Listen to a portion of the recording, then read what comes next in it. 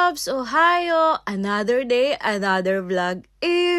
So for today's video, as you can see, nandito tayo ngayon sa Akasaka Station. For sure, marami yung matutuwa sa pupuntahan natin. By the way, loves, karugto nga pala to ng previous vlog natin. As you can see, dito pa lang sa Eki ng Akasaka, talaga namang mararamdaman mo na or may hint ka na agad kung saan tayo mapupunta. Let's go, classmates! We're going to Harry Potter Cafe! Grabe, kagaya ng sinabi ko, dito pa lang sa Eki. By the way, loves, XC3A nga pala to para matunton nyo yung place na to. Then, kapag ka naman ginugel nyo, talagang ituturo kayo kung saan kayo lalabas. Literal na impromptu gala ang nangyari sa atin ngayon. Maggagala naman talaga, pero hindi kasama yung part na to. Pero since malapit, i-go na natin yan. Oh, diba? Hi, classmates! Alam nyo ba, loves, sobrang ganda sa lugar na to. I mean, magto 2 years na ako rito. Pero ngayon lang talaga ako nakapunta sa lugar na to. May souvenir shop sila, hindi lang gaijin ang mga bumibili, kahit mga nihonjin. Kasi tignan nyo naman, complete package talaga. Even the accessories, meron sila. At ito na nga yung pinaka-exciting part sa vlog na to. I mean, dito sa Harry Potter. Oh, diba? Nandito na tayo ngayon. Ang ganda, loves. Grabe. Alam mo yun, talagang yung ambience, hindi mo masasabing paglabas nito, Eki na. Alam mo yun, ang lakas talaga maka-Harry Potter, yung pagkain, of course, tapos yung music, talaga namang madadala ka. By the way, loves, 1 hour lang ang pwede mong stay sa loob, kaya isasuggest namin na kapag ka-order ka, then walk-in ka,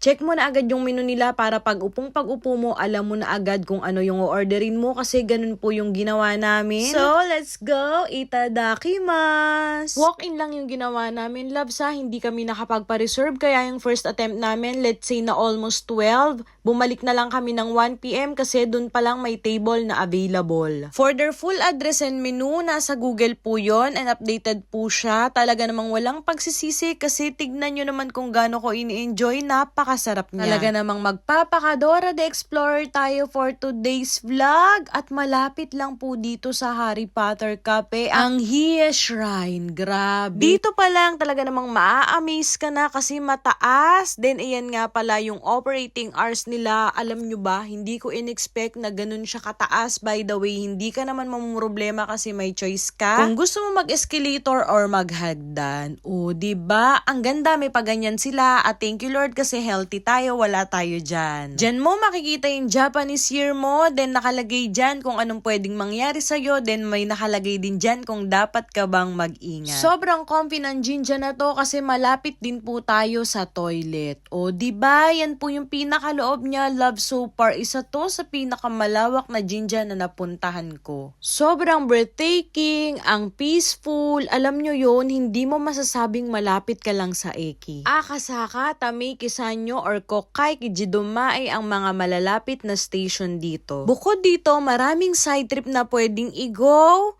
Kyoto? No, it's Tokyo. O, diba? Sino magsabing nandito tayo sa Tokyo ngayon? And I can say, Hiya Shrine is one of the hidden gem in Tokyo. O, diba? Dito pa lang talaga namang Instagrammable na. Thank you for watching, loves. Keep safe. God bless. Love you. Bye-bye!